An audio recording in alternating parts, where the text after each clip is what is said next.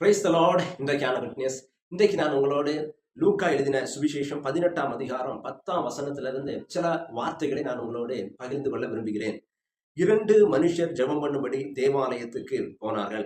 ஒருவன் பரிசேயன், மற்றவன் ஆயக்காரன். பரிசேயன் என்று தேவனை நான் பரிகாரன், அநியாயக்காரர், உபச்சாரக்காரர் ஆகிய மற்ற மனுஷரைப் போலவும் இந்த ஆயக்காரனை போலவும் இராததினால் உம்மை ஸ்தோத்திரிக்கிறேன். வாரத்தில் 2 தரம் உபவாசிக்கிறேன், என் சம்பாத்தியத்தில் எல்லாம் தசமமாக செலுத்தி வருகிறேன் என்று தனக்குள்ளே ஜெபம் பண்ணினான். ஆயக்காரன் தூரத்திலே நின்று தன் கண்களையும் வானத்துக்கு ஏறெடுக்க துணியாமல் தன் மார்பிலே அடித்துக்கொண்டு, தேவனே, பாவியாகி என் மேல் கிருபையாயிரும் என்றான்.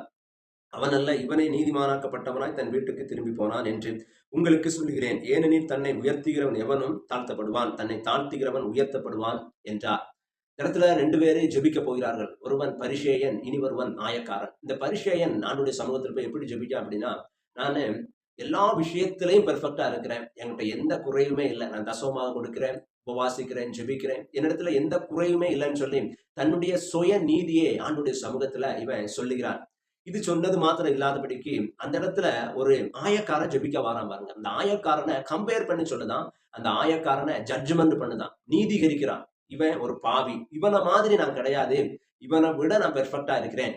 ஆமா, இந்த பரிசேயன் சொன்ன மாதிரி இந்த பரிசேயன் பெர்ஃபெக்டான ஒரு மனுஷன் தான், அவன் நல்லவன் தான், அவன் எந்த தவறும் செய்யாதவன் தான். ஆனா எதனால கர்த்தர் இவனை பாவி என்று முத்திரை குத்தினார் அப்படின்னா, இவன் அந்த ஆயக்காரனை தவறாக பேசுகிறான். ஆயக்காரனை பாவின்னு சொல்லிட்டான் ஆண்டுடைய சமூகத்துல. ஆண்டவர் பார்க்கும் பொழுது இவன் எந்த அளவின்படி அவனுக்கு அளந்தானோ அதே அளவின்படி கர்த்தர் இவனுக்கு திருப்பி அளந்தார். தன்னை உயர்த்துகிறான் ஆண்டுடைய சமூகத்துல மற்றவர்களை குறை சொல்வது. இன்னைக்கு பாருங்க, நிறைய பேர் அப்படிதான். மற்றவர்கள் என்ன செய்தாங்க, அவருடைய பாவங்களை சொல்லி காண்பிட்டாங்க. நான் தான் ரைட்டு, நான் செய்கிறது தான் கரெக்டு, என் ஊழியம் தான் கரெக்டு, என்னுடைய வேலை தான் கரெக்டு, என் ஜெபம் தான் கரெக்டு, இவங்க எல்லாம் பாவிகள், இவங்க தவறானவர்கள்.